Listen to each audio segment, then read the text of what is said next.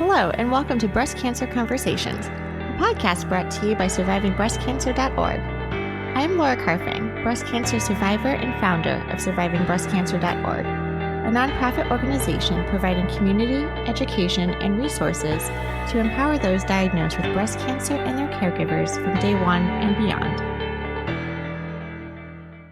Hello, my friends, and welcome to 2024. Oh my God, it's a new year. I am so excited. And thank you for joining us on today's podcast episode, where we are speaking with Nina Prol, Bev Breen, and Marie McGuire. We are going to talk about probably the number one question we get at survivingbreastcancer.org is, I've just been diagnosed with cancer. I am totally freaking out, as you know, we all are. And there's a million questions swarming in my head, but I have to know, when can I start exercising again? I think this question comes not from a place of needing to exercise or trying to work out, but regaining some sense of normalcy. What are the activities I currently like to do? And then, yes, I got this cancer diagnosis that is incredibly disruptive and throwing my life upside down, of course.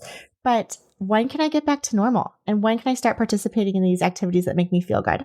So today I am super excited because we are talking with three amazing women who are going to share a little bit about how they got into the world of Pilates, exercise, and then Marie McGuire is here joining us. She is part of our survivingbreastcancer.org community and has participated in a number of programs that we provide virtually to anyone looking for movement classes, art therapy classes, expressive writing, support groups, Qigong, I mean, you name it. But she is here today to talk not only about her own personal experience being diagnosed with breast cancer, but how she fell in love with Pilates and specifically Nina's class. If you're looking to connect with us through any of our free programs and events, please hop on over to survivingbreastcancer.org/events, and there you will see a calendar of all of our programs and services that are available to you week over week. So let's dive right in. Welcome to the conversation. Welcome to Breast Cancer Conversations. I am so excited for today's conversation, not only because it's one of our guests' birthdays, but because we are talking about a topic such as Pilates, yoga, movement, and exercise as it relates to a cancer diagnosis, and in this context, specifically a breast cancer diagnosis. This is probably the number one question we receive day in and day out is, oh my gosh, I'm going into surgery. When can I exercise? When will I get my mobility back? I'm going on to chemo drugs. I am taking all sorts of steroids. I'm gaining weight. How can I be healthy when I'm going through all of this active treatment or long-term treatment if you're living with metastatic disease? And what's safe to do? What can my body actually do? And then as you are going through a breast cancer diagnosis as well, your body does change. We're going through something that is quite challenging as we think about our womanhood, as we think about our identity and changes to body and shape and things that, you know, when you look in the mirror, may be also very triggering. And I think exercise plays such an important role in not just our mental health, but our physical well-being as well. And in some studies, we've actually seen that, you know, exercise can actually benefit the efficacy of the treatments that we're on as well. So it is such a hot topic. I am so excited to be joined with Nina and Bev and Marie, who are here to talk about their journey, not only with a breast cancer diagnosis, but participating in Nina's Pilates classes that we offer at survivingbreastcancer.org. So I kind of feel like this is going to be a party today. I'm so glad you guys are here.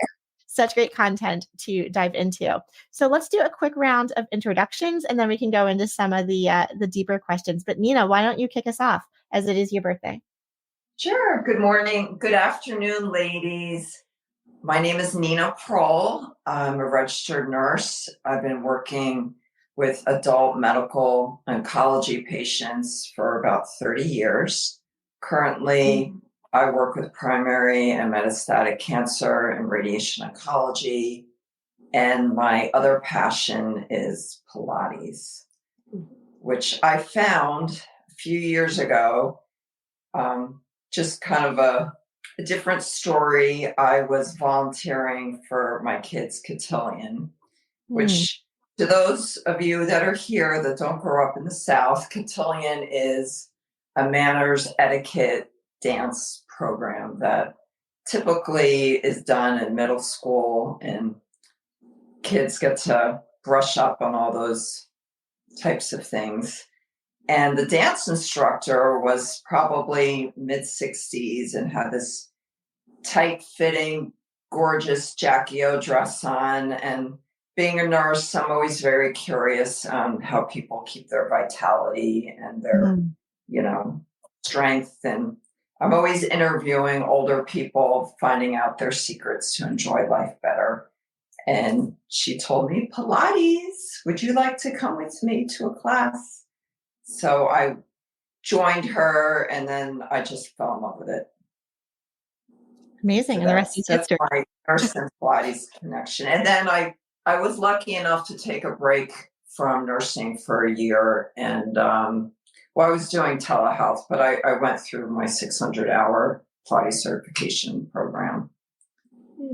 Wonderful. And where in the South are you joining us today? I'm sorry, can you say that again? Yes, where exactly are you calling in from? Where in the South are you? We're joining you from Alpharetta, Georgia. Awesome. Oh, excellent. Yep. Great. Bev, what about you? If you'd like to spend a moment to introduce yourself. Sure. I am Bev Breen. I'm an executive assistant for IDEX, which makes veterinarian equipment. We help animals and veterinarians to be able to do their lab stuff in the back of their offices. So I take care of basically the whole site. And I went through breast cancer in 2021 and met Nina at my, it was a radiation, I don't know what it's called, something. Radiation oncology clinic. We just hit it off in the at my appointment, and she asked if I like Pilates, and I'm like, I've only done a little bit of it. I've done some yoga, but I would love to try. So that was 3 years ago. Yes. And I actually was able to bring her into my office and get others to join, which has been fabulous for all of us, and people love it. And it's helped me. It's a chance to step aside and get some peace, take the time to make myself feel better. And I really enjoy it. Thank you. Yeah, finding that me time, I think, is really precious. And I do have to ask, so, you're going into radiation. It's probably one of those things you're like Monday through Friday, every day getting radiation. And in my experience, I had 5 weeks of it, and, it accumulates, right? So you get fatigued, you get tired through all of this. Were you thinking about Pilates or exercise or movement at all during that process? Or did it just kind of how did the conversation happen? I was thinking you were going to say that, and I'm not quite sure because it was 3 years ago, but I always do try to talk to my patients about balance and stress tools. I actually often have them do a 3-minute meditation to lower their blood pressure if I can tell that they're nervous and they need a little calm. I'm not sure what the exact conversation was, but we were talking about exercise. And I do not self-promote myself with my patients because that wouldn't be professional. But we were just talking about exercise and stress reduction. And then when Beth told me she loved Pilates, I almost jumped out of my chair. The stars were aligned.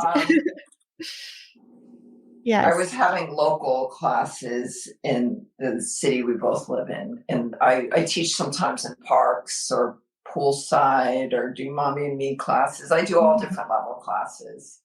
So I think it was just a random conversation. I work out. I mean, I it's just a part of me is walking a couple times a week. We have a gym in our garage, and it's just been my life since I was, just graduated from high school. I've worked out on a regular basis. It's something that such a good habit. Better. Yes, such a good habit. Thank you. And Marie, thank you so much for joining us today. You are not new to SBC, so it's great to actually have you here on the podcast. So thank you. This is like your debut as well. Yes. Yeah. So I'm relatively new to Nina's classes, but not new to regular exercise. My oncologist was very pro exercise and made a point of stressing, do something. She said, I'm not concerned what it is you do, but make sure you're moving and exercising. And I find it so helpful with the lymphedema. So Yes. yoga and Qigong or Qigong, which I just learned recently is another version of how it's pronounced. And through SBC, there have been these great classes that I've been able to participate with, along with some of my hospital available classes. Fantastic. So yeah, Nina's class just has a very nice, welcoming atmosphere, and she puts you at ease. I felt very comfortable right away, and just encouraging too. Like whatever level you are on, if you need to modify it. There didn't seem to be any judgment, like your arms had to be in a certain place. There wasn't any of that, which I've experienced in some other classes, which I was very surprised at. Especially after explaining I have lymphedema and I will need to modify my arm movements. And they're like, okay, so Marie, you don't have your arms in the right place. And I was like, oh my gosh, I can't. Right. And then I just wouldn't go back to that class. Right.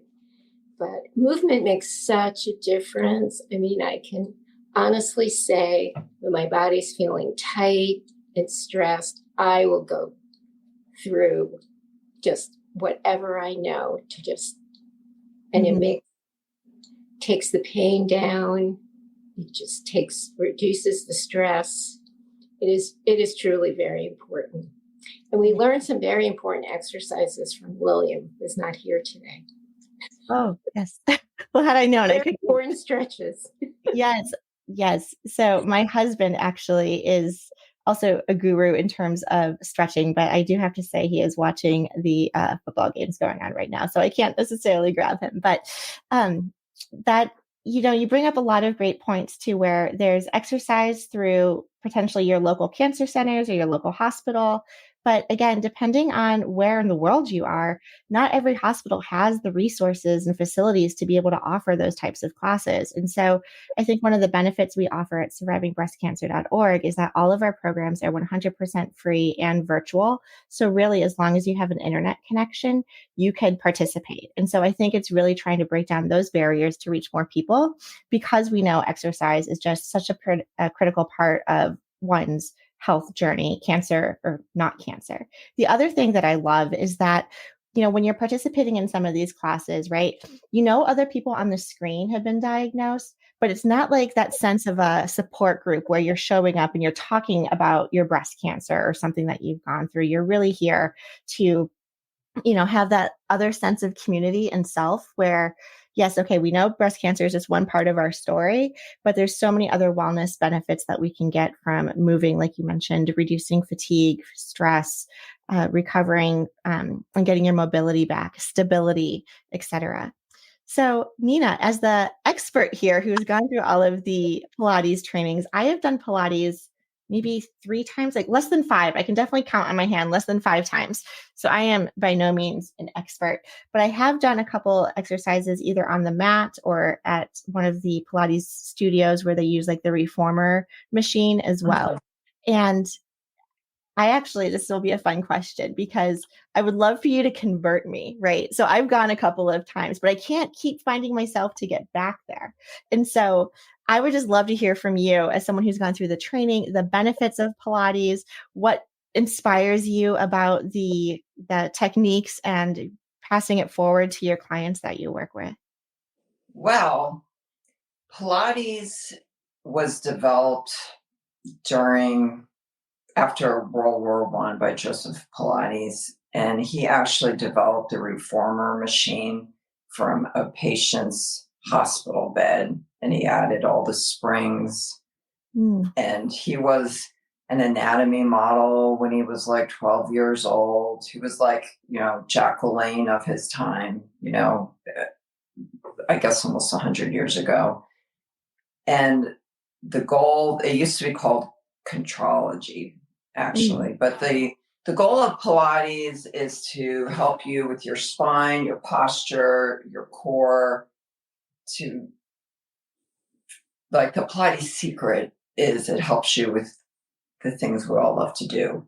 It helps you be stronger, to lift a chubby toddler, to move around your couch, to be able to carry, heavy packages. It makes us stronger for activities of daily living, to keep your spine. There's a Pilates saying you're only as young as your spine is flexible. Your spine flexibility helps with movement and yes, the range of motion. Yeah, it helps with everything we love to do, like as we age and enjoying our life to our fullest. It helps with your tennis stroke, with jogging, with other sports too. I mean, Tom Brady does Pilates to help with football and football dance, and there's just so many pieces of it. And it gets a little confusing because some studios that say we teach Pilates are actually entrepreneurs that do other things. It's not always Pilates, but it's also, my goal when I work with clients is I always say, let's get stronger than yesterday. So if whatever we're doing that we enjoy is fantastic, whether it's swimming, walking, tennis, something that allows us to keep moving and to get stronger. Absolutely. So, I don't did that kind of make sense? It's so important. It's like one of those things, and maybe some of my listeners can relate because obviously I'm talking to the choir here, both Bev and Marie. You're doing Pilates. I'm the one who's not. And I'm sure there might be some listeners who don't do it either. So we can convert them as well. But, some of the treatments that we're on as people who have been diagnosed with breast cancer, right? Whether you're on chemotherapy or on aromatase inhibitors or tamoxifen, bone health is one of those things that come up all of the time, and that we need to continue to protect our bones because a lot of the medications that we're on actually weaken our bones. And so, something like Pilates, where you're using some of that resistance and the springs to be able to build that level of strength, I think is critical to counteract the toxicities that we're receiving from our treatments. Bev or Marie, do either of you have experience? I know that you guys both share that you've been diagnosed with breast cancer, but we didn't actually go into the details of the type of cancer that you had. Were you ER positive or triple negative? What were some of your characteristics? Marie, do you want to start? Sure, I'll go first. I was diagnosed in 2015 with invasive lobe layer. Let me see. What else am I supposed to say about that? Did you have a lumpectomy or a mastectomy? Oh, no, I had a double mastectomy. I'm a third generation. So in the discussion with my surgeon, we came to the conclusion, because of my family history and the type of cancer it was considered triple negative. Okay. So we did a double mastectomy. Well, she did a double mastectomy. And unfortunately, I developed significant cording immediately. Like when I woke up from surgery, I couldn't lift my arm. Yes. Maybe 2 or 3 inches. So that's a really good point I want to dive into, just in case our listeners aren't familiar with what cording is. I think sometimes we get thrown into this breast cancer world and then immediately we're bombarded with new vocabulary, new terminology, things that I had to look up on myself. So to understand the cording, right? When you wake up from surgery, depending on how much tissue they're taking or if they're removing your a sentinel lymph node or doing a full axillary node dissection underneath your armpit, you might wake up and, as you were experiencing, Marie, not being able to lift your hand. And you were saying just a couple inches. Some people it's shoulder height. Some people, to be able to bring your hand all the way up to the top of your head is, a 4-week process. And so can you explain to me visually, what cording was and how you know that you were experiencing it? Well, it was explained to me that I did have cording. Could feel it. It actually feels like a cord in your arm. Mine went from near my wrist all the way up to under my arm. Yes. Oh. And so I had several exercises to do to develop range of motion while I was in lymphedema physical therapy, where she was stretching the cord as well as dealing with the lymphedema that was becoming apparent. Yes. Even though I had, before surgery, I had preventive lymphedema physical therapy. So I was doing a number of exercises. Oh, that's great. Yeah, and that's just the way it went for me. That doesn't happen to everyone. Mm-hmm.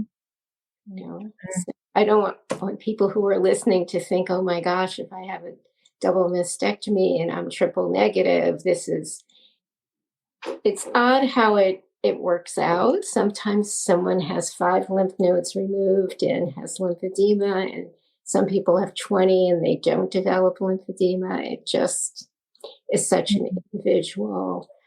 But my mom developed lymphedema. And I remember it being, of course, we're talking many, many years ago, very significant. And she didn't have the physical therapy. She did have a sleeve, but the care and the treatment was really minimal compared to what we do today.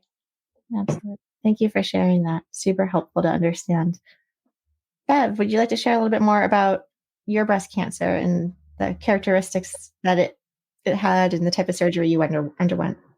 Sure. I found out in December of 2020, after, I guess, a mammogram, that they had found something deep, deep into the tissue that was not, and we went through all the tests and it was cancerous. My mother had breast cancer 3 times. And so they decided to do, did not test positive for the gene. So that's why I decided just to have the right side mastectomy, and they took out 9 lymph nodes. I still am taking the meds, and it's because it was estrogen driven. So I have a hormone blocker, and I've always had range of motion and been very stretchy. So been lifting my arms over my head. I do have tightness on my armpit. And I, hang on one second. I lost my train of thought. Okay. So I got the mastectomy, and it was not exactly what I thought it was going to be. It's very tight, and it is painful sometimes with how tight it is. But I'm still taking the meds, and it does make the meds make your bones ache, and they make you feel bad. Which one are you on? Oh, sorry, you're about to say. I don't remember. I know estradiol. It starts with a P or an S. So I was on estrogen, and that one made me so achy that I finally went back to my doctor and said, I can't take it. Hot flashes are horrible. And as soon as I went off of it, my body feels so much better. They found a different medicine for me to take, and no side effects. I'm still having hot flashes, but I have 3 more years on meds, and it's working out.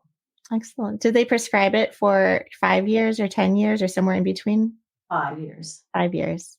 Excellent. I'm heading down to the. I'm sorry. Sorry. My radiation was only 5 weeks. I think the same as you, but every day. Yeah. And that can also create more tightness also on the skin, right? After you've had your surgery to go through the radiation. And my radiation oncologist was telling me too, like even within a year, to really allow your body that time to heal after radiation before you even consider, making changes to any of like the surgery or plastic surgery options that you were considering, et cetera, because your body can still continue to change or get tight or shrink, et cetera. So it's a process. Thank you for sharing that. So dovetailing on that, I would love to ask Marie, so you were talking about being triple negative. You're not on any of these hormone blockers, given your type of cancer. How did you discover Pilates? Oh, I would just initially through the hospital classes.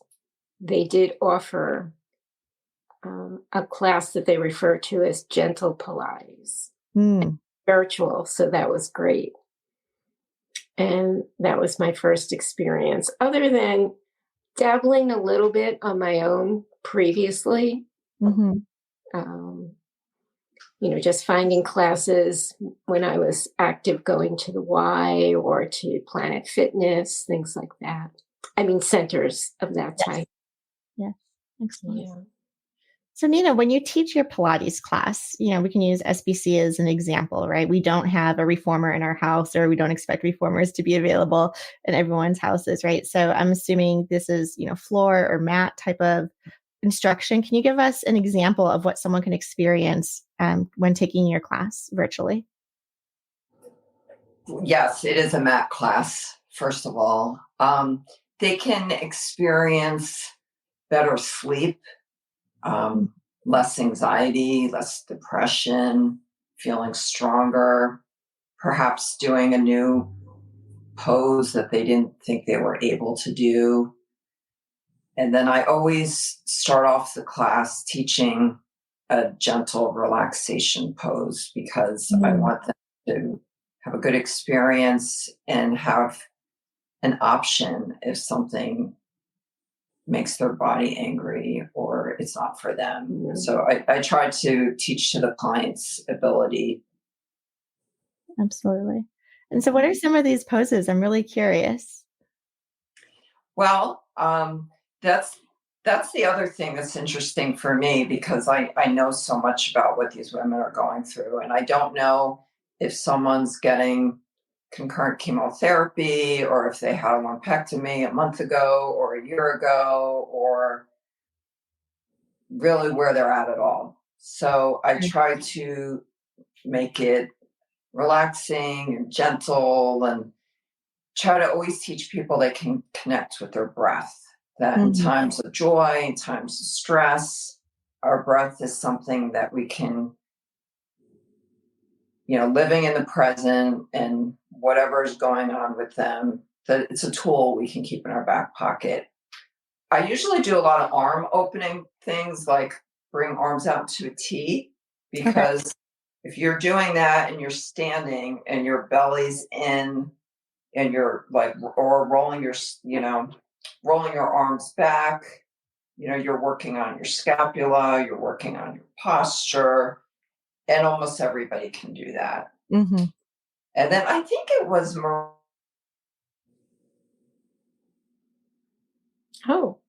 I think we lost some sound.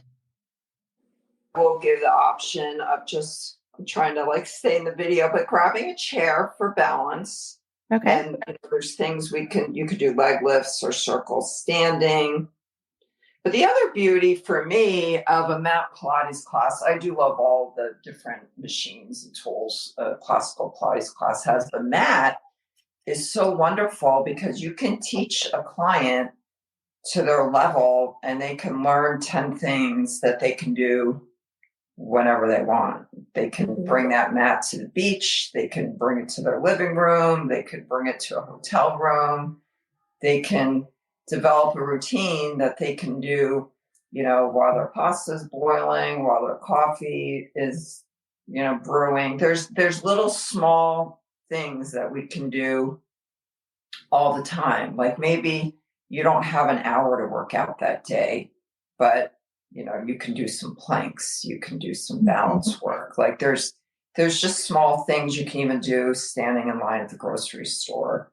I do Pilates kind of all day. There's a cute one I tell people at work: if you're in a boring business meeting, you can sit in your chair, roll your shoulder blades back, keep your belly in, you can lift your feet up, and you can just kind of do some lifts under the table. I'm doing that right now. I love there's that. Just so many things, and there's different levels too, beginner level, intermediate, advanced.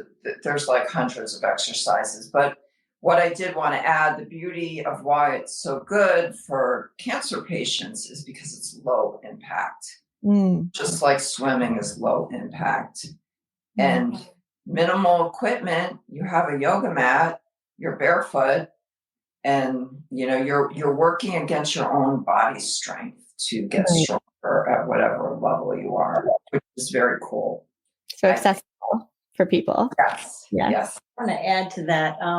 She always brings into her classes, though, it helps you mentally. So she is like, get rid of the stress of the day and let's be mindful of what we're doing. I really love the fact that I take a break, and she really not only just helps you relax and get stronger, but she talks about the mental relaxation and push everything out of your mind and let's focus. It's just so helpful to take that moment to do that.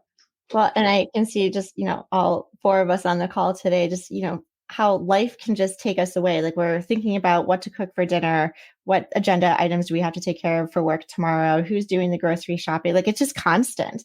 And so to be able to take that time to quiet your mind and quiet those thoughts, I think is so rejuvenating. And we need those reminders.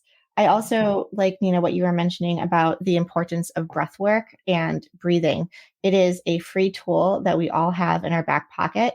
And I have to say, for the longest time, I was like, oh, I breathe. You don't even think about it, right? You inhale, you exhale, and, it just happens so naturally. But are we actually really filling up our full lung capacity? Are we actually, exhaling consciously and with intention as well? And so once you start shifting your mindset a little bit, it is unbelievable how it can take you from, if you're super stressed at like on a scale of 9 to 10, if you're at like a 15, because you're going into treatment or you're waiting for results or the waiting period is always the worst, et cetera. How can you focus on the present and be in tune with, a smell, an image, your breath, counting, et cetera? Such great tools. And I encourage anyone who's, like me, who at first was like, oh, I'm not so sure. I breathe all the time. I'm fine. To actually then be really intentional about your breath work, how transformative that can be.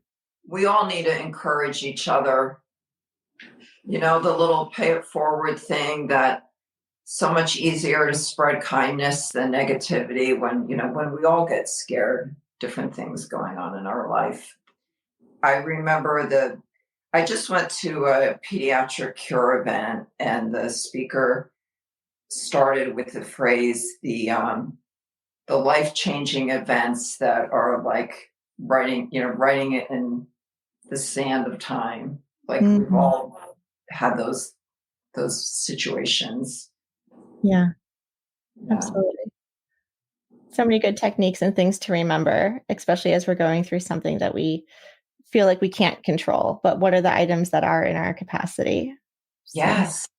Because we still have the control of who you care to socialize with, what kind of food you're eating. Are we doing some stress, meditation? Are we walking?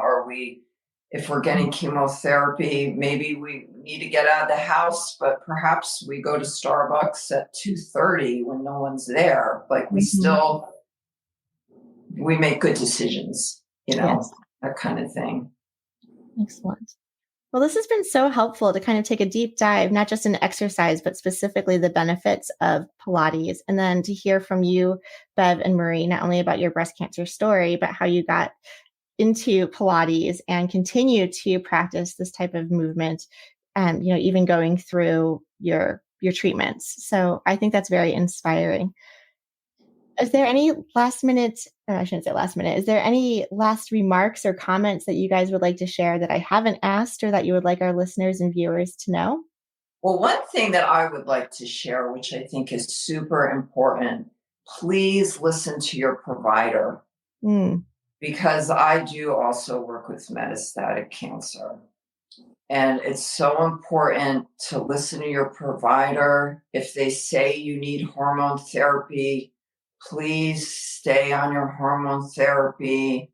If you have side effects, if if you're getting a chemotherapy and your peripheral neuropathy or ringing in your ears, tell your provider they can do dose modifications. Yes. You have to communicate with your provider what's going on so they can help you. That's so great. And it sounds like, how Bev, you and Nina just clicked right away when you guys met in the radiation oncology department. But that relationship with your providers, I think, is also critical, right? And so sometimes I have to remind myself, yes, they're my oncologist or my provider, but they're also a human being as well. And I have no idea what type of day they are having when they walk through that door to talk to me as well. And so I just commend all of our medical professionals with all of the things that they carry on their shoulders day after day, seeing us as cancer patients. And so I appreciate that, Nina. And then just one little more thing, because I think this is super important. There is an organization called NCCN Guidelines, National Comprehensive Cancer Network. It's available online for medical professionals. It's available for patients. So for someone who's newly diagnosed or has a friend it's for all different cancer protocols. You can look up your staging and what the treatment protocols are. So these doctors aren't just saying, oh, you're a good candidate for this or that. They are practicing by NCCN guidelines, which is a worldwide site. And that's how they know what the best patient outcome will be for you from millions and millions of people who have the same situation.